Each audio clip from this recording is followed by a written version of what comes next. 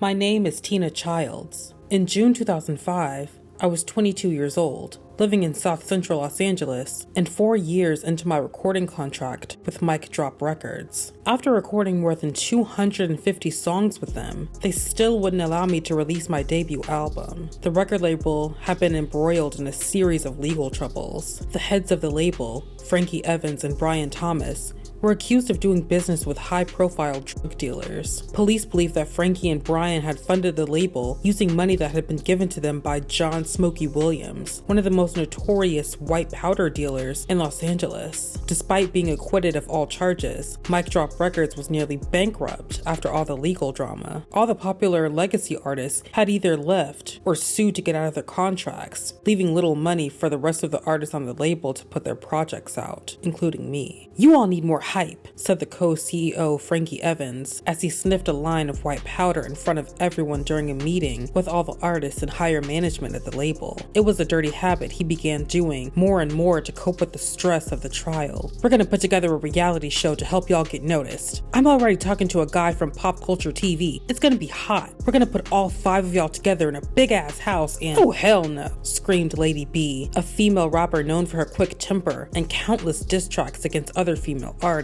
"Fuck that, I ain't living in no house with none of y'all motherfuckers. Either do it or your ass is off the fucking label. It's as simple as that. With your stank attitude and piss poor record sales, who the fuck else will take you?" Frankie says as he cuts her off with an icy tone, referring to her frequent temper tantrums, including her latest arrest for hitting a front desk hotel employee with a glass vase so hard that the woman fell and hit her head, causing her to slip into a 3-day coma. With that case still pending, she had no other option but to do whatever the label asked of her. "Now," Frankie continued, "as I was saying, everyone will be living in this sick-ass mansion as you work on a compilation album with all 5 of y'all. It'll show everyone in the studio, rehearsing, performing live shows, and your daily lives throughout the recording process." The TV executives loved the idea. "Oh wow, how exciting," said singer Tony Williams. "That's dope," said rapper Tukey. "Okay, so when do we meet with them?" I say to Mic Drop Records founder and CEO, Brian Thomas. "We're gonna have a meeting with them tomorrow afternoon," he answers excitedly. Then in a serious tone,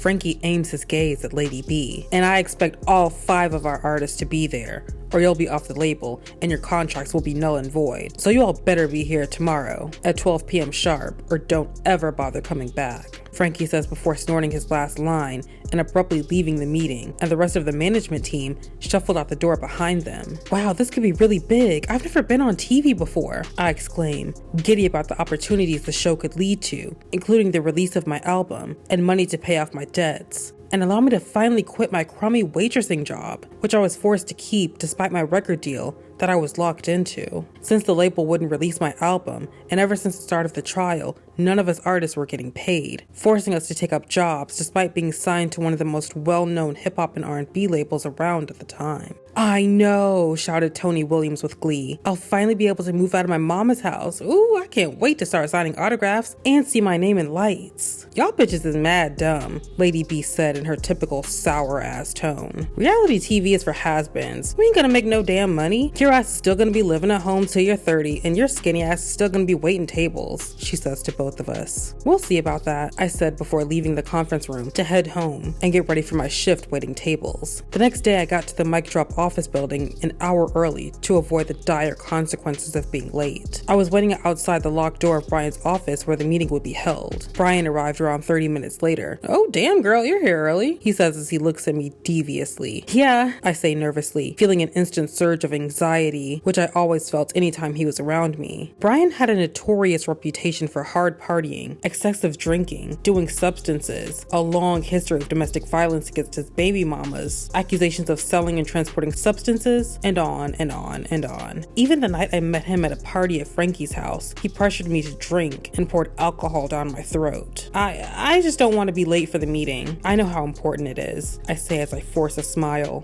"Good girl," he says before smacking me on the butt and unlocking the door. "You know, I always liked you. You stuck it out through all the legal bullshit and never once complained, and you always do as you're told." "Thanks," I say while silently praying literally anyone would come through the door so I wouldn't have to be alone with him anymore. "You know," he began as he pressed his body against mine, "as long as you keep daddy happy, You'll never have to worry about anything. So don't f this up. Thankfully, at that moment, Tony Williams and Lady B arrived, and I quickly walked to the long conference table and sat down. Rap duo Tuki and Peso entered about 5 minutes after that, followed by 2 executives from Pop Culture TV. Listen, Frankie, begins Pop Culture TV's head of programming, Lisa Smith. We're obsessed with your idea. We can start shooting as early as next month. There's this beautiful mansion for rent in Beverly Hills. The house is gorgeous. 6 bedrooms, 6 bathrooms, French Mediterranean style, very modern. We'll film over the course of 8 weeks. Everything from dance practice, recording in the studio, photo shoots, music videos, all that shit. Tim Feinstein, the other Pop Culture TV executive, said, ever since the trial ended last month, the public wants to know what's going to happen to these artists and the label in general. We really want to strike while the iron is hot. It'll all be leading up to the release of the compilation album featuring songs with all 5 artists, which will come out a few months after the season finale. What do you think?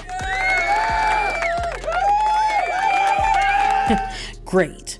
The only thing to do now is to sign on the dotted line, Tim says as he passed around the contracts to all of us. Brian asked, so how much money are we talking about for each of them? $10,000 per episode, each. Oh, hell yeah, exclaimed Tuki and Peso as they exchanged handshakes and laughter. We all eagerly signed on the dotted line, too excited, naive, and foolish to even bother to read what we were getting ourselves into. As Frankie and Brian looked on, they were both smiling devilishly. I was positive they were getting the lion's share of the deal, making way more than the measly $10,000 an episode we were agreeing to. But at the time, I didn't give a damn. As long as I could quit that tired-ass waitressing job and eventually get a new car and put my music out, I was happy.